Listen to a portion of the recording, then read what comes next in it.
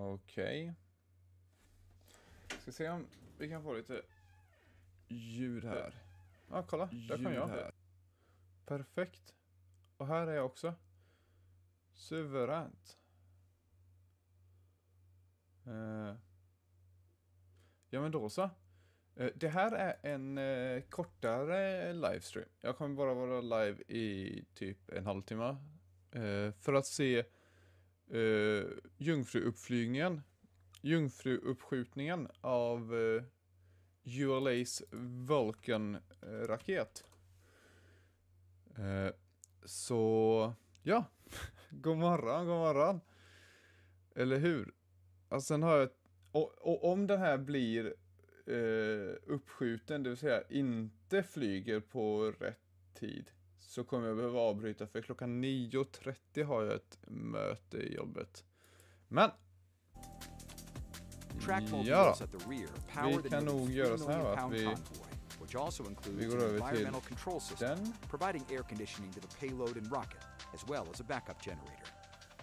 With the rocket on the pad, the launch team transitions to fueling and other final preparations.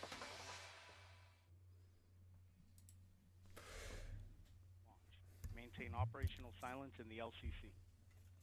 Hallå gubbar! The Best of Sweden kommer in på YouTube och Pupkigad kommer in på Twitch. Hej! Ni är uppe i ottan och kollar på det här också alltså.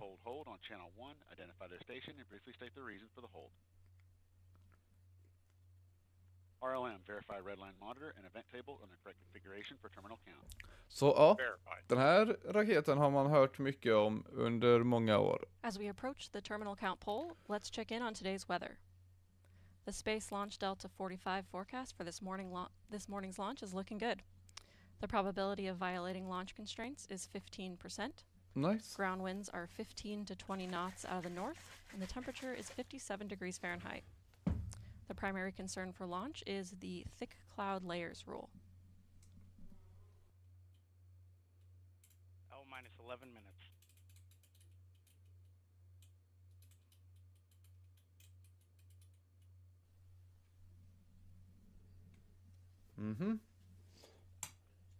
Så där kan jag göra för att få lite mer ljus i mig. Och flytta den här typ dit. We remain in the planned 60-minute hold as we continue towards liftoff. In a few moments, launch conductor Dylan Rice will pull the launch team for the final go to pick up the count. Streamen. 29 engineers and managers are pulled for system status and readiness to proceed. Klockan This is the 9:30 har final jag ett status check möte. for all Vulcan vehicle Så systems, om de inte har ground skjutit upp tills systems, dess så måste jag tyvärr spacecraft, and avbryta. the US Space Force Eastern Range.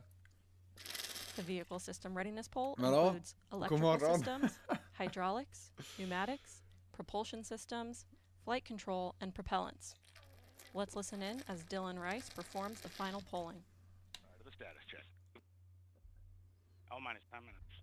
Status check to proceed with terminal count. Vulcan. Hör ni de här också eller? Go. Hydraulics. Go. Pneumatics. Go. LNG. Go. LO2. Go. Water. Go. Centaur systems. Propulsion. Go. Pneumatics. Go. LO2. Jag tycker det är så jävla coolt Go. att göra detta på stream. SpaceX gör ju aldrig det. De gör det för... Go. Facility. Go. RFFTS. Go. Flight control. Go. GC cubed. Go. Operation support. Go. Com. Go. Och vad sitter och... Go. ECS. Hoppas att alla ska säga go. Monitor. Go. Quality. Go. Op safety manager. Go. ULA safety officer. Go. Vehicle system engineer. Go. Anomaly chief. Go. Range coordinator. Clear to proceed. Launch director. You have permission to launch. Proceed. Let's go. ALC. Verify T0 is set for 071838 Zulu. Verified. Polling is complete and the team is go for launch. From T-minus 7 minutes until liftoff, you'll hear Dylan Rice and the team performing the final steps in the countdown procedure. Several critical activities occur in the final minutes before launch, including verifying fuel tank levels and pressures in the booster and Centaur, and arming the flight termination system. At T-minus 1 minute, the Range Operations Commander confirms the range is in a green condition for launch. At T-minus 25 seconds, you'll hear Go Vulcan, Go Centaur, Go Peregrine. This is the final status check of rocket and payload readiness.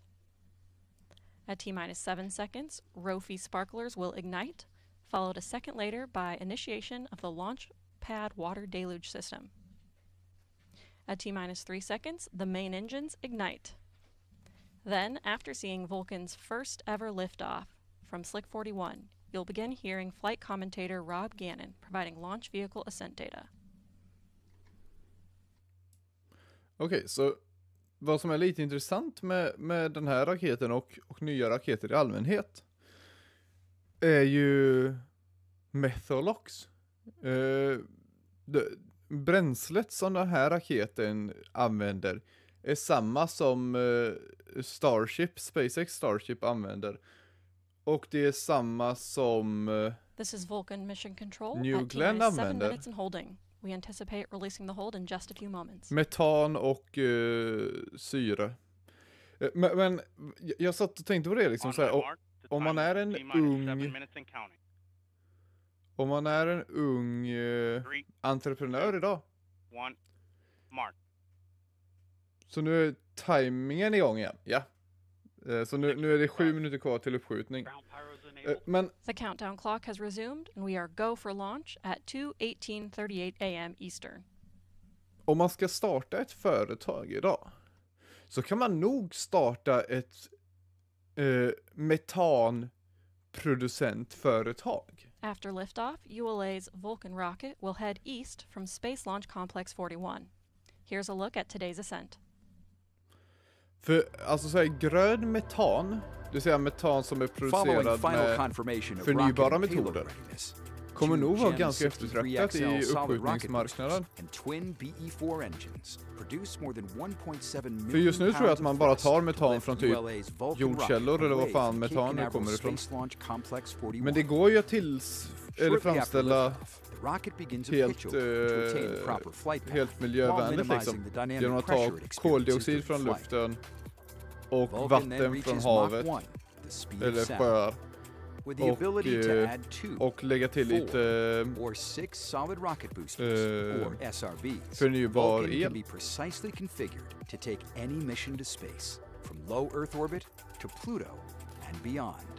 These boosters augment the rocket's total thrust at liftoff, adding approximately 460,000 pounds of thrust per SRB. With their propellant expired approximately 90 seconds into ascent, the SRBs burn out, followed by jettison. Jettison time is variable, occurring between 100 and 150 seconds after liftoff, depending on mission requirements. Vulcan's guidance system then activates to steer towards the precise target in space. First stage flight continues as the rocket crosses the Kármán line, entering space.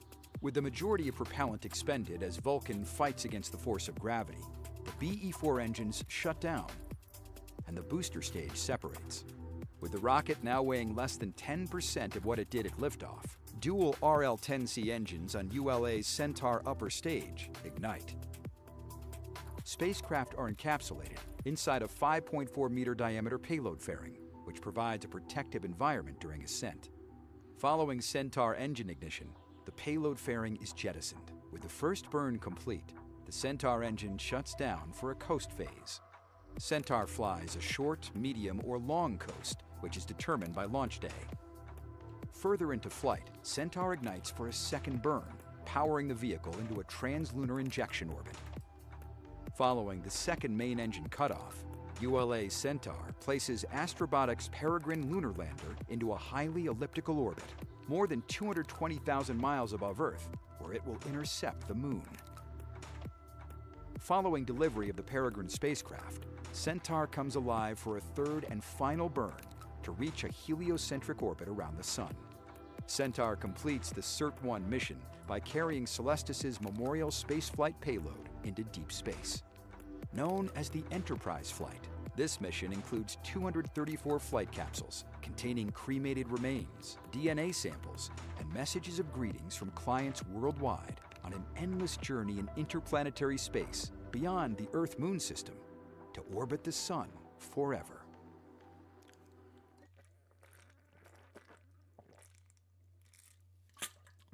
Not interested in any promotion, but thank you anyway.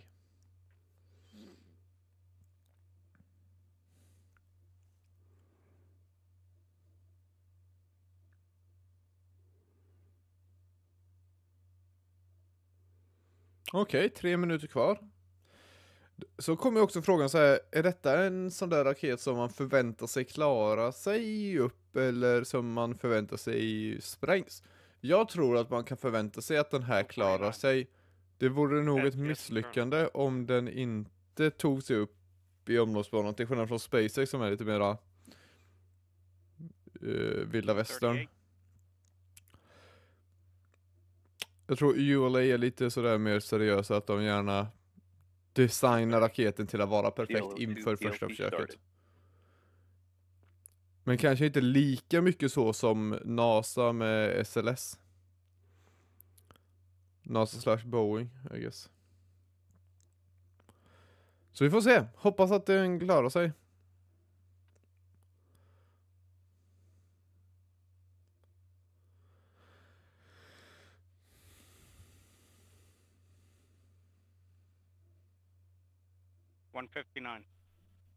Vehicle internal. T-minus 2 minutes. The launch vehicle, payload, ground systems, and eastern range are go for launch. For those of you just joining, I'm Amanda Sterling, and I'm your host for today's live coverage of the inaugural Vulcan rocket launch. The team is not working any issues, and we're on track for an on-time liftoff at 2:18:38 a.m. Eastern Time. FCS armed.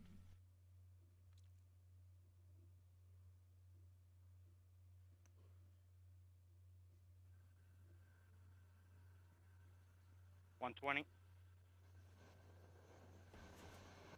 SCS count started.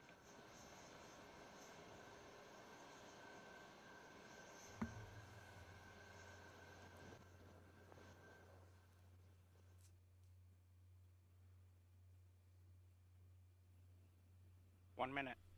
T-minus 1 minute. Range status. Range green.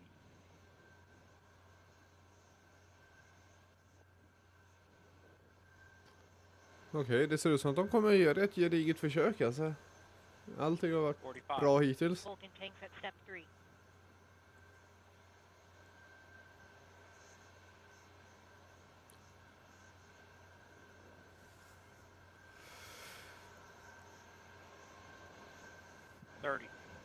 BE4 start box, go.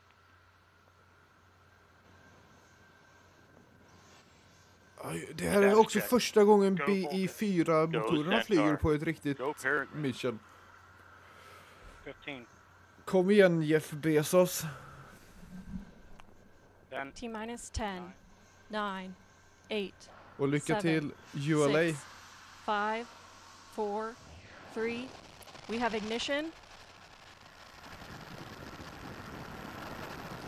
And liftoff of the first United Launch Alliance Vulcan rocket, launching a new era in spaceflight to the moon and beyond. Engines operating. 2 good SRBs, hitting peak pressure on the SRBs. Everything looking good.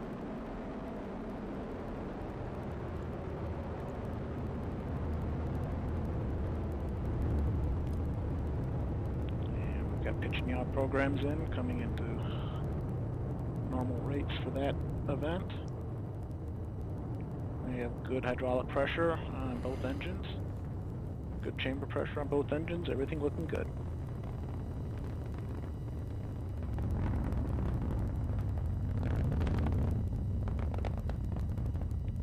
Coming up on 60 seconds into the flight, everything looking good.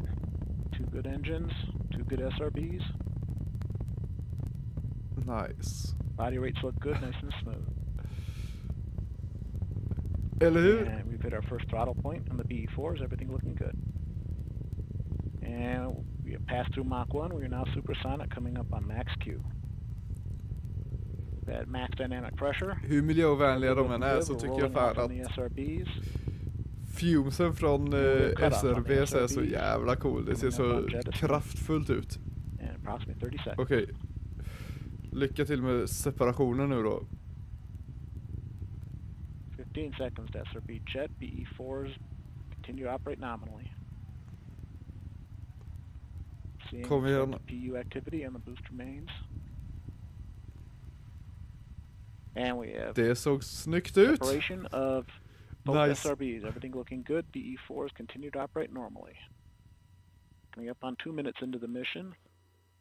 We are now 17 miles in altitude. We just heard confirmation of solid rocket booster jettison. We have about 3 minutes until we reach our next mission event, booster engine cutoff. And we see booster PU correcting towards a nominal MR. Everything looking good. Both engines continue to burn normally.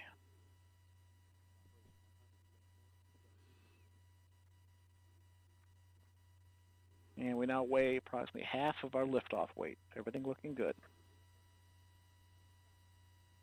And we fired the pyro valve, activating the reaction control system. On the upper stage, pressures are rising. As expected, PE4 continues to operate normally.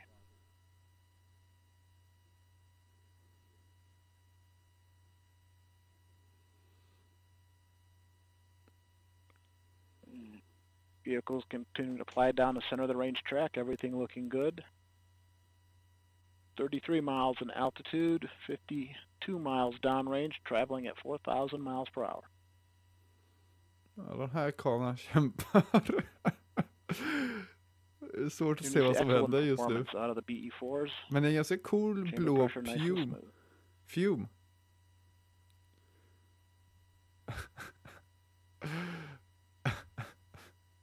Hej Grim. Vehicle steadily accelerating, a little over 2 Gs at this time. Good body rates. Nice and smooth operation of the booster. 47 miles in altitude, 95 miles downrange at 5,500 miles per hour. Engines continue to burn normally, everything looking good.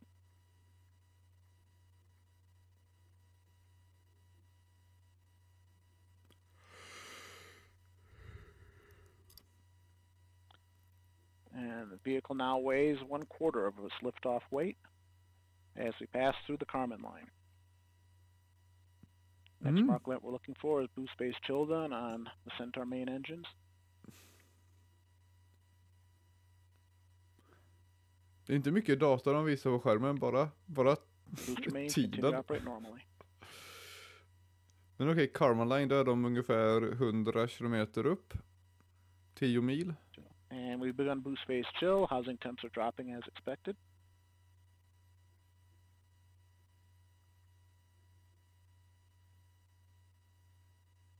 Coming up to the end of boost phase, approximately 10 seconds to BECO. Throttle down in preparation for BECO. We've completed boost phase chill Booster engine cutoff. And we have cutoff. Coming up on Vulcan Centaur separation. Vanligtvis brukar man kalla det MECO, right? Main engine cutoff. We have Vulcan Centaur separation. Nice! Coming up on the Centaur phase. Kom igen.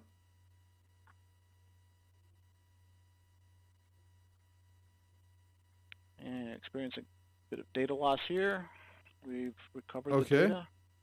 It's like Centaur engines are up and running normally. Good steady. Ja, det går jättebra det här alltså. Payload pairing. 2 good break wires. Ja, nu får man ju bara hoppas att den här animationen visar vad som faktiskt händer också. Det har ju inte varit fallet i alla uppskjutningar. Good steady state operating levels on the Centaur mains. 2 good engines. Gone to open loop control on Centaur PU. Man ser verkligen att det är någon som sitter med en mus och zoomar in på det här. 5 minutes 57 seconds. We just heard flight commentator Rob Gannon confirm the successful completion of the early phase of today's flight, and all systems continue to operate nominally. Our next event, main engine cutoff, will occur in about 10 minutes. While we wait, I'm joined by Amanda Bicchetti, ULA Director of Vehicle Upgrades. Amanda, thank you so much for joining us, and I know it's still early, but congratulations. Thank you. You as well. This is amazing. How did it feel to watch the Vulcan rocket lift off for the first time? Oh, just absolutely amazing. I didn't expect it to be the way it was. It just, my heart is still pounding. It was excellent, and just I'm so proud of all the work that the team did to get where we are today. Absolutely, and developing a new rocket is an enormous endeavor of which you were a huge part. Again, we're still early, but how do you imagine the whole Vulcan team is feeling right now? I feel like they have to be the same way, you know, smile ear to ear. I know the team is at all our sites, friends and family. They've been supporting us for many years to get to where we are, so I'm sure they are jumping up and down just like me. It's been amazing. How is the Vulcan rocket going to change the industry? Yeah, that's a great question. So Vulcan is very much based on our heritage rockets, the Delta IV and Atlas V vehicles, but we've brought in a lot of new innovation and capabilities that are going to allow us to even better support our warfighters, exploration, as well as connecting the world. And the great thing about Vulcan is it's highly versatile, meaning we can use that vehicle to do anything we want, allows for affordability for anybody who needs access to space. Absolutely. And so this is the first certification flight. What are the next steps for Vulcan after this? Yeah, so with the first flight, we are well under the way from a certification perspective. We do have a second flight that we'll need to do here later this year. Once that completed, we'll have about 2 months or so of post-flight data testing, and then at that point we will be certified by the U.S. Space Force, and we will be ready to fly all of their important payloads for them. Awesome. Well, again, thank you so much for joining us, and we'll let you get back and watch the next mission events. Congratulations again. Thanks, you too.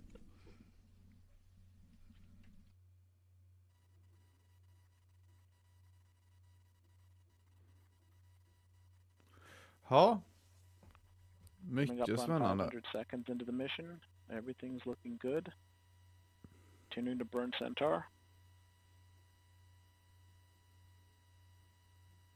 Body rates look right as expected.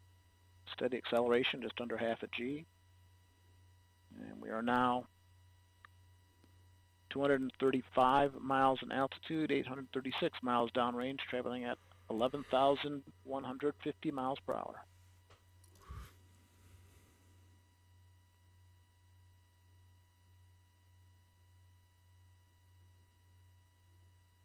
Continue to see nominal performance from Centaur.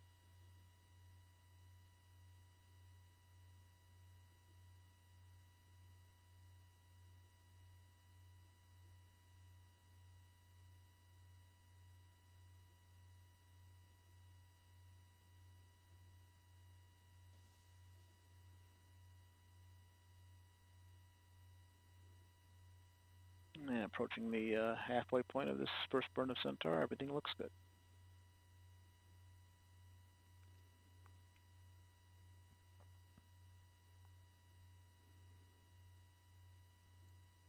Ja, då ser det ju sannolikt ut att de kommer upp i omloppsbana. Nu ser man inte ser hur hög hastighet de har, men ja.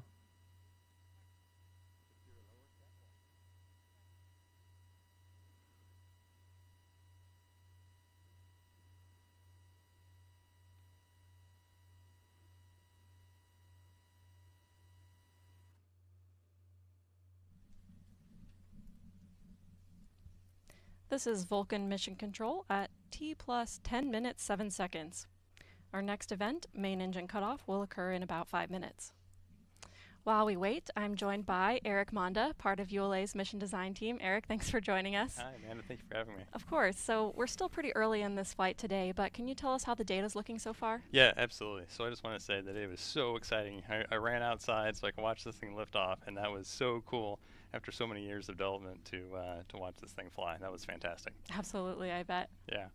So what is the data showing us so far? Yeah, absolutely. So I've had a very quick look. Obviously, we're very early in the flight still, but I've taken a look at the SRB performance as well as the booster performance so far, and everything looks just spot on, just perfect. Fortunately, we've had a lot of these systems on Atlas and Delta for a long time, and so we've had a lot of flight data to anchor our models, and everything is lining up just like we would expect. Awesome. Yeah. So a lot of the audience has seen us switch from this live view of the launch from our rocket cam to this animated representation of the vehicle in space. Can you talk a little bit about why we make that switch and how this visual is populated? Yeah, absolutely. So when we first lift off, we have a feed directly from the cameras that are on the rocket back to the launch site here. And so with that, we can get the video feed that we need in order to provide those images. As we get further downrange and we go over the horizon, we no longer have that direct link, and so we rely on NASA's teeter system to send telemetry from the vehicle back down to us on the ground. In that telemetry data, we get information like position and attitude and velocity, and so we use that to drive the animations you see here. Okay, so we're looking at real data, what's happening, it's just a graphic of it instead of the real thing. That's exactly right, yes. Awesome, that's really cool. So, you know, today we have, right now we're in the first of 3 Centaur burns. Can you talk a little bit about why we need 3 burns and how we use those 3 burns to complete our mission today? Yeah, absolutely. So the first burn performs our injection into low Earth orbit. Unfortunately, if we just continue that burn from that point in time, we wouldn't necessarily be aligned with where we need to be in order to get to the moon. So what we do after we get to low Earth orbit is we shut those engines down, we coast around until we get to the right spot to do that, and then we light those engines up again. When we do that and complete that burn, that will allow us to send the astrobotic Peregrine lander onto the moon. So we shut those engines down again, we are ready to do that, and then start them up one more time in order to do the third burn. That's what's going to take Celestis's Enterprise mission out to deep space. So let's talk a little bit about where these things happen. We're going to go ahead and shut down the main engines on the Centaur when we get about halfway across the Atlantic Ocean, and then we're going to coast the rest of the way across the Atlantic Ocean, across Africa, and go ahead and start the engines up again when we get to Madagascar, and that's where we'll do the second burn, and then we coast again until we get about to Papua New Guinea. And when we get over Papua New Guinea, that's where we'll go ahead and do that third and final burn. Okay, so you mentioned a couple of these key milestones that are ahead of us. What can everyone expect to see as far as the timeline of these mission events as they continue watching today? Yeah, absolutely. So looking at the clock right now, looks like we've got about 2 minutes, a little over 2 minutes left here in the first burn of the upper stage. We're going to coast for about 30 minutes after that as we do that coast across the Atlantic Ocean and across Africa. The second burn will be about 4 minutes long, and then we'll have another coast for 30 minutes before we have a pretty short, like 20-second burn for the final burn. Once we've done that, then we've got some engineering demos we're going to do before we finally safe the stage and shut everything off. And then about 4 days later is when the Centaur will leave the Earth-Moon system and be off on its way to deep space. Awesome. Well, thank you so much for sharing that with us, and thanks for joining us today, and we'll let you get back to watching those next events. Absolutely. Thanks so much, Amanda. Thanks.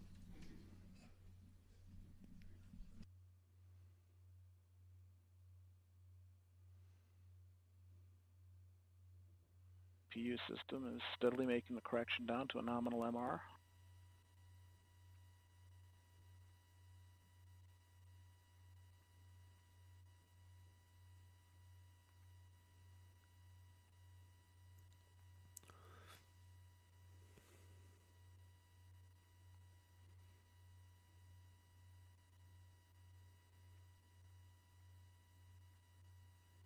Or 1 minute, D'Amico.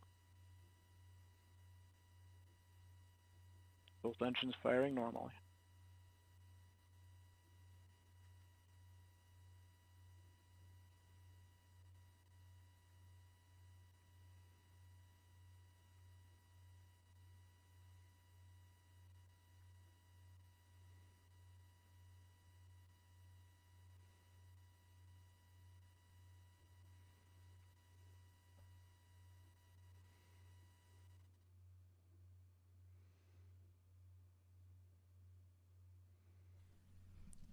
This is Vulcan Mission Control at T plus 15 minutes 30 seconds. We are approaching the first main engine cutoff. Let's listen in. Coming up on MECO 1.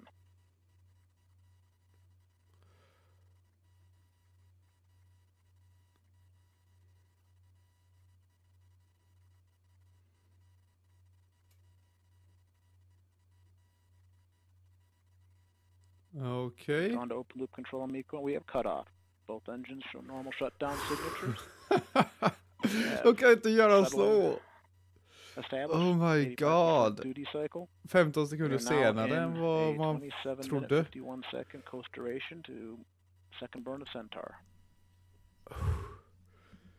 This is Vulcan Mission Control at T plus 16 minutes 20 seconds.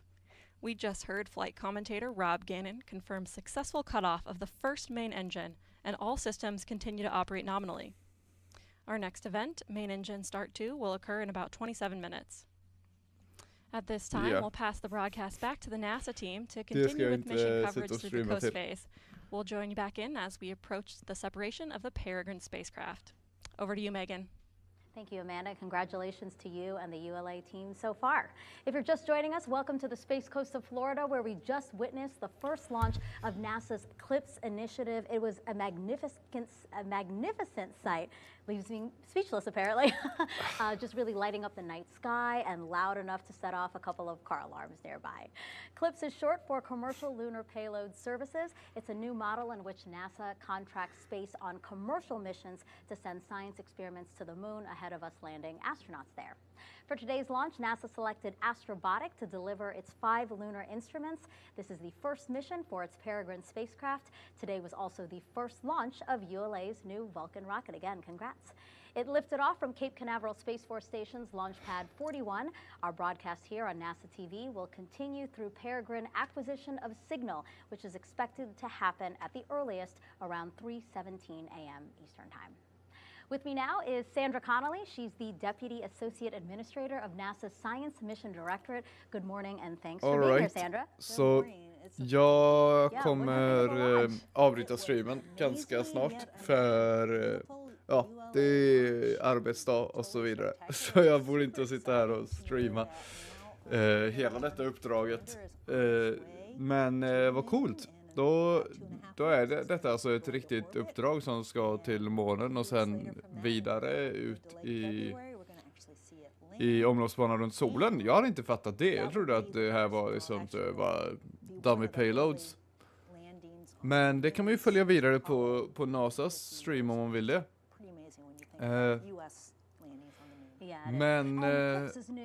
Men ja, alltså fan vad bra det gick. Den kom upp i omloppsbanan på första försöket. Så och det finns väl ingenting som tyder på att den inte kommer klara resten av uppdraget. Så det är ju banger faktiskt. Vi är i eran av Methalox-raketer kan man väl säga nu då. Jag tror, är det Japan eller Kina som redan har en fungerande? Eller Indien. Asien har en redan fungerande Methalox-raket. Och SpaceX och Blue Origin är well on their way. Så coolt. Det blir det här årtiondets tema i rymdindustrin kan man säga. Men först i omloppsbana för USA blir ULA. Grattis och lycka till på resten av uppdraget. Och ni som har suttit och kollat på streamen, tack så mycket. Det har varit trevligt det här lilla inslaget i rymdindustrin. Så prenumerera för mera, så ses vi nästa avsnitt. Ja, det tänker jag göra. Hej då!